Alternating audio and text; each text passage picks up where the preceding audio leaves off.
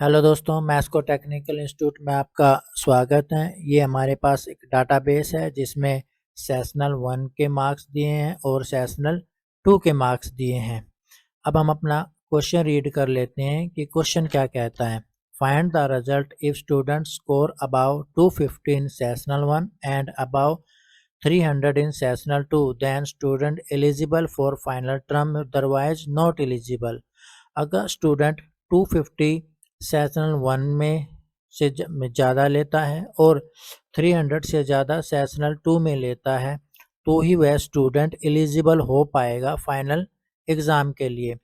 तो अगर हमें दो कंडीशंस दे दी और दोनों ही उसको क्वालिफाई करनी है तभी वह फाइनल टर्म के लिए क्वालिफाई कर पाएगा। ऐसी कंडीशन में हम यूज़ करते हैं एंड फार्मूला। तो हम यूज करेंगे is equal to and logical 1 greater than, condition क्या आती है हमारी 250 comma sessional 2 greater than 300 bracket close, enter press करेंगे ट्रू। यहाँ पे ट्रू क्यों आया? क्योंकि सेशनल 1 में उसके 260 मार्क्स थे, कंडीशन क्या हमारी थी 250। सेशन 2 में उसके मार्क्स थे 350, कंडीशन के क्या थी हमारी 300। दोनों कंडीशन को यो क्वालिफाई कर रहा है तो हमारा जो रिजल्ट है वो ट्रू आ गया। नेक्स्ट देखते हैं फॉल्स क्यों ना, इसने एक कंडीशन तो पूरी कर ली सेशनल 1 की, लेकिन सेशन 2 की क्लियर नहीं कर पाया तो इसलिए फॉल्स आ गया। अभी सभी का चेक कर लेते हैं तो हमारे पास रिजल्ट आ गया। ये तो रिजल्ट हमारा किस में आ गया, ट्रू और फॉल्स में, लेकिन हमें रिजल्ट किस में चाहिए था, एलिजिबल और नॉट एलिजिबल के। यहाँ पे ट्रू फॉल्स की जगह एलिजिबल और नॉट एलिजिबल लिखा होना चाहिए। तो ऐसी कंडीशन में हम इफ फार्मूला यूज करते हैं। तो अब हमारा जो फार्मूला है इसको हम डिलीट कर देते हैं, वो बन जाएगा इफ और एंड। हमें दोनों ही फार्मूले यूज करने पड़ेंगे तो हम आपको यूज करना सिखाते हैं। Is equal to if bracket start, जैसे हम ब्रैकेट स्टार्ट करते हैं यहाँ पे आ जाएगा logical test, value is true value is false.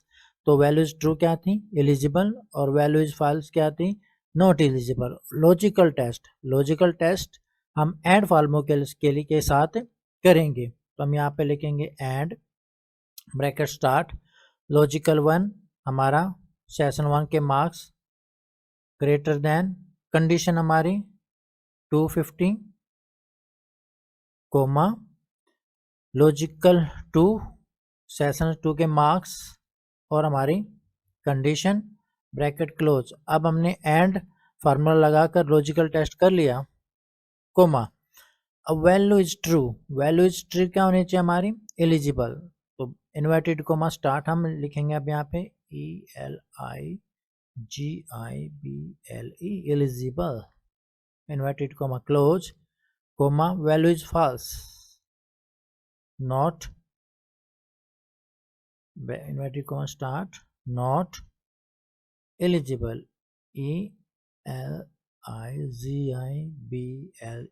Inverted comma close और हम ब्रैकेट क्लोज कर देंगे, इंटर प्रेस करेंगे तो एलिजिबल। अब एलिजिबल क्यों हो गया, क्योंकि ये कंडीशन 1 को भी पूरी कर रहा है और कंडीशन 2 को भी पूरी कर रहा है। तो अब यहाँ पर ट्रू और फॉल्स नहीं आया, अब यहाँ पर हमें वो वैल्यू आई जो हमें रिक्वायर्ड थी। अगर ऐसे आप कोई भी रिक्वायरमेंट चाहते हैं, eligible, not eligible, pass, fail, ठीक है, very good, good, not good, तो आप अपनी मर्जी की कोई भी कंडीशन यहाँ पर यूज कर सकते हैं। तो हम ड्रैग करेंगे, यहाँ पे आ गया नॉट एलिजिबल, यहाँ पे पहले क्या था फॉल्स, क्यों, क्योंकि यह कंडीशन पूरी नहीं कर रहा। तो हम यहाँ पे ड्रैग करेंगे तो दो स्टूडेंट क्वालिफाई कर रहे हैं कंडीशन को, एलिजिबल हैं, और जो कंडीशन को क्वालिफाई नहीं कर रहे वो नॉट एलिजिबल है। तो आई होप आपको इफ़ और एंड का कम्बिनेशन समझ में आ गया होगा कि हम कैसे इन इफ़ और एंड को यूज़ करेंगे। तो आई होप आपको ये वीडियो कैसी लगी, अच्छी लगी है तो अपने कमेंट्स कीजिए, अपने फ्रेंड्स को शेयर कीजिए और चैनल को सब्सक्राइब कीजिए। Thank you for watching.